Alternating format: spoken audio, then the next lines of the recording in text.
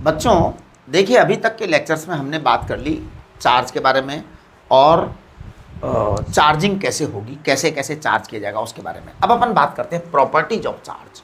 ये बहुत ही इंपॉर्टेंट चीज़ है और स्कूल वाले टीचर टेस्ट में जरूर पूछते हैं। क्या पूछते हैं? Right any 4 properties of charge. ठीक, अब आपको 4 प्रॉपर्टीज लिखनी है चार्ज की, राइट। कभी बोर्ड में तो आता ही आता है पक्का कि राइट 3 प्रॉपर्टीज ऑफ चार्ज, तो आपको 3 प्रॉपर्टीज ऑफ चार्ज लिखनी पड़ेगी, राइट। चलिए तो अपन एक एक करके प्रॉपर्टीज को डिस्कस करते हैं। सबसे पहली और इंपॉर्टेंट प्रॉपर्टी है, on any body charge is created due to transfer of electrons, transfer of protons is not possible. ठीक है, अब देखो जैसे ये पहला वाली जो प्रॉपर्टी मैंने बताई है ना, on any body charge is created due to transfer of electrons, transfer of proton is not possible.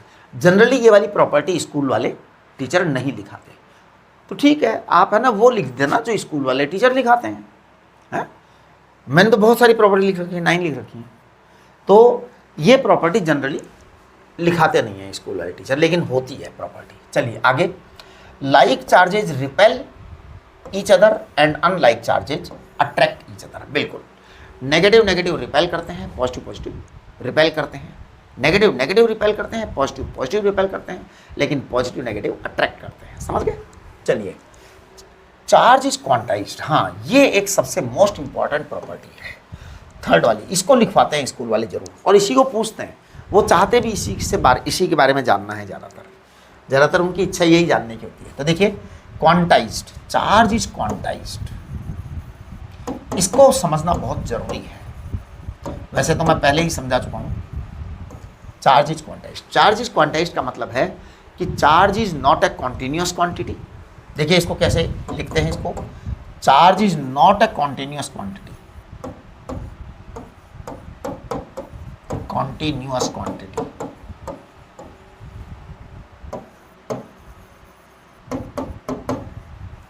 Charge is not a continuous quantity.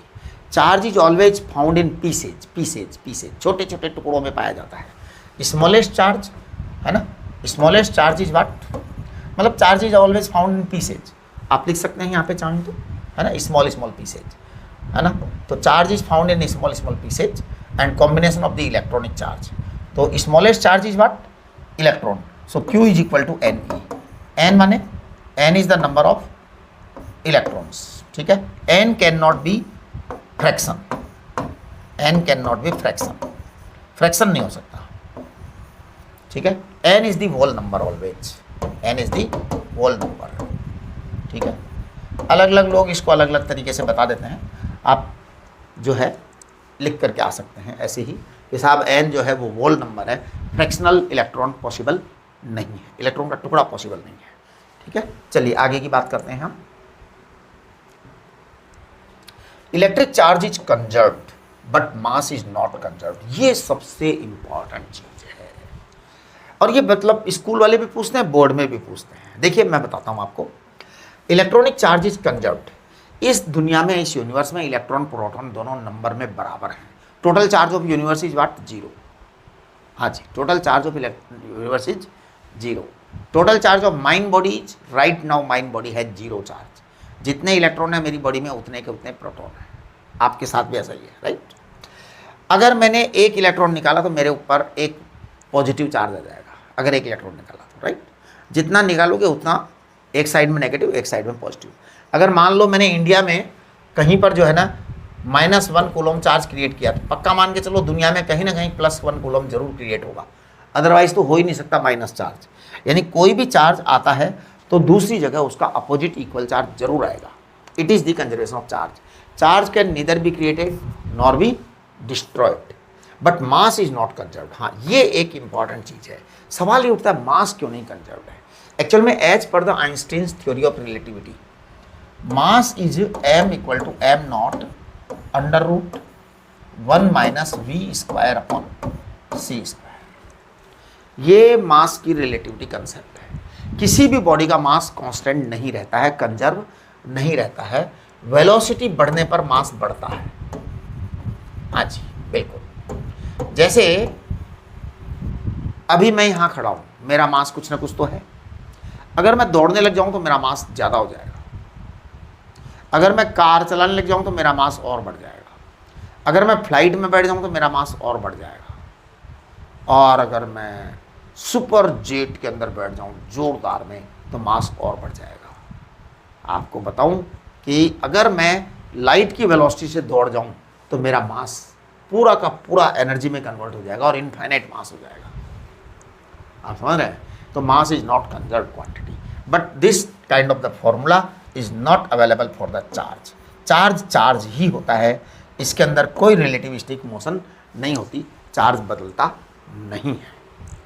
ठीक है, चलिए अगला है charge is non relativistic. Yes, देखो बेटा, ये जो फॉर्मूला है इसे कहते हैं mass is relativistic. Mass is a relativistic quantity, relativistic.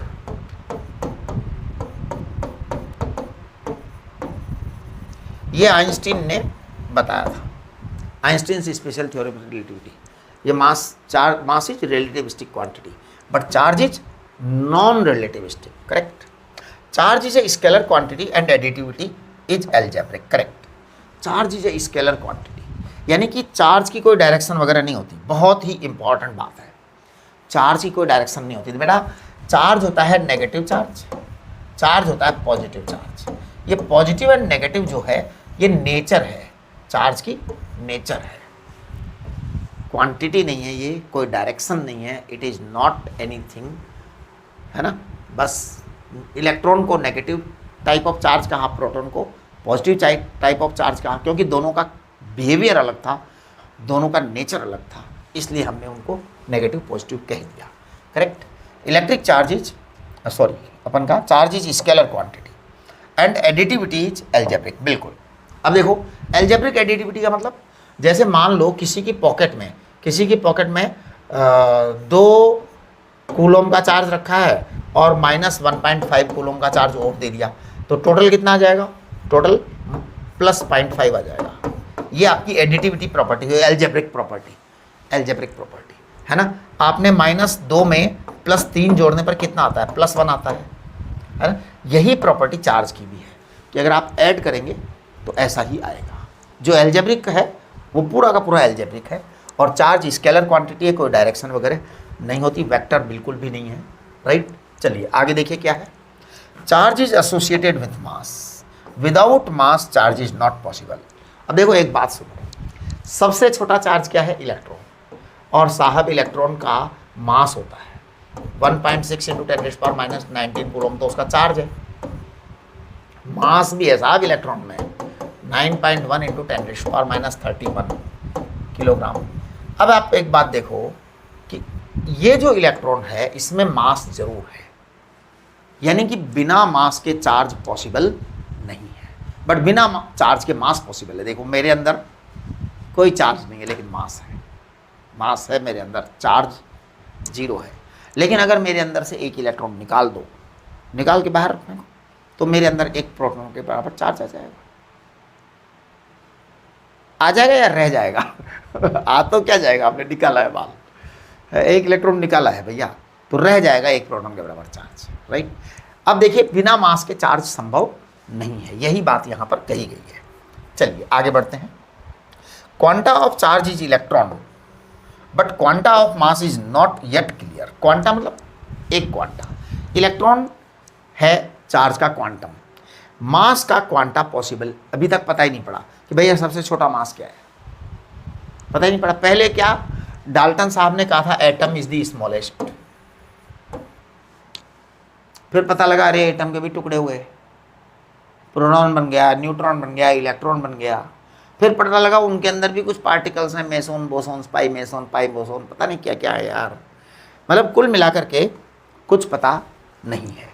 आगे बात करेंगे ट्रू टेस्ट ऑफ इलेक्ट्रिफिकेशन। तो देखो बेटा बात को समझिए, true test of electrification is repulsion. ये बहुत ही गंभीर बात है और बहुत ही सीरियस बात है। इसको ज़्यादातर स्कूल वाले सुनना चाहते हैं, ज़्यादातर स्कूल वालों की इच्छा होती है कि उनका स्टूडेंट ये बात लिखे, है ना।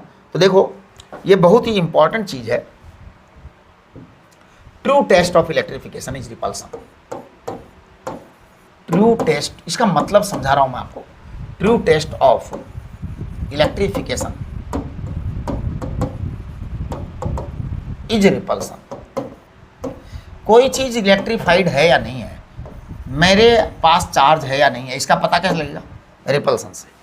अट्रैक्शन से तो पता ही नहीं लग सकता। अट्रैक्शन तो बहुत सारे कारणों से होता है इस दुनिया में। देखो अट्रैक्शन तो जो है ना ग्रेविटेशन के कारण भी होता है। अट्रैक्शन तो ग्रेविटेशन के कारण भी होता है साहब, है ना। और अट्रैक्शन जो है वो मैग्नेट के कारण भी होता है। चार्ज तो रिपल्सन के कारण ही प्रूव होता है। तो देखिए अगर मान लो मेरे पास एक बॉडी है पॉजिटिव, मान लो मैं एक बॉडी को इसके सामने लाया, अब मान लो दोनों में अट्रैक्शन हुआ, दोनों बॉडीज में अट्रैक्शन हुआ, तो देखो इस अट्रैक्शन के कई सारे कारण होते हैं, कई सारे कारण हो सकता है ग्रेविटेशन के कारण अट्रैक्शन हो सकता है ये बॉडी नेगेटिवली चार्ज हो, इस कारण अट्रैक्शन हो सकता है ये बॉडी चार्ज न हो लेकिन इसके पॉजिटिव चार्ज ने इसको इंडक्शन करके नेगेटिव कर दिया इधर की तरफ और उधर की तरफ पॉजिटिव कर दिया। अब इस पे चार्ज तो जीरो ही है ना, चार्ज तो जीरो ही है भाई। इसने देखो इस पर चार्ज था, ये अनचार्ज है, लेकिन चार्ज के पास में लाए तो इसने नेगेटिव कर दिया, उधर पॉजिटिव कर दिया, टोटल चार्ज तो जीरो है, तो अनचार्ज तो है बॉडी, फिर अट्रैक्शन तो हो गया। अच्छा, लेकिन अगर मैं इसी चार्ज के पास में, है ना, एक पॉजिटिवली चार्ज रॉड ले आऊँ कि भाई अब उसको पहले से ही पॉजिटिव चार्ज दिया हुआ है रॉड को, इस रॉड पर पहले से ही पॉजिटिव चार्ज है, अब इनमें रिपल्सन लगेगा गारंटी से। ये जो रिपल्सन है ये इस बात को कंफर्म करता है कि यस इट इज चार्ज, है ना, क्योंकि अट्रैक्शन तो बिना चार्ज के भी हो सकता है। तो इसलिए ये एक बहुत ही इंपॉर्टेंट पॉइंट है और सारे स्कूल के टीचर इसको सुनना चाहते हैं, राइट। बोर्ड भी इसको सुनना चाहता है। देखिए कौन कौन सी प्रॉपर्टी को सुनना चाहते हैं आपके स्कूल के टीचर, मैं बताऊं। पहले वाली प्रॉपर्टी को स्कूल के टीचर सुनना नहीं चाहते, दूसरी वाली प्रॉपर्टी को स्कूल के टीचर सुन लेते हैं, है ना, तीसरी प्रॉपर्टी तो गजब सुनते हैं साहब।